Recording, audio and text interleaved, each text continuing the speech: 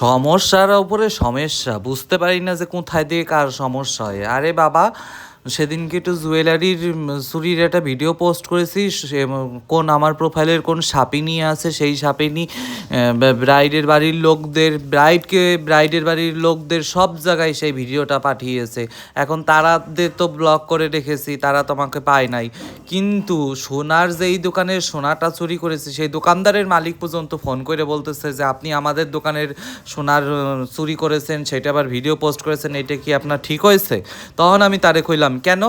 এই যে আমরা ফেসবুকে বাসীরা আপনাদের জুয়েলারির দোকানের জুয়েলারি নাচিয়ে ঝাঁকিয়ে এদিক করে সেই দিক করে অ্যাম্বাই করে অম্বাই করে ভিডিও, আমরা মেকআপ দেখাই না দেখাই, আমরা মেকআপ আর্টিস্ট হয়েছি, হেয়ার আর্টিস্ট হয়েছি, মেকআপ দেখাবো না, হেয়ার দেখাবো না, কিন্তু আপনাদের জুয়েলারি নাচিয়ে ঝাঁকিয়ে এরকমভাবে দেখাবো যাতে আপনাদের জুয়েলারির প্রমোশন হয়, সেইটা করি। তখন তো ফোন দিয়ে বলেন না যে আপনারা আমাদের জুয়েলারি প্রমোশন দিলেন, তার জন্য নিয়ে যান একটা নাকফুল গিফট।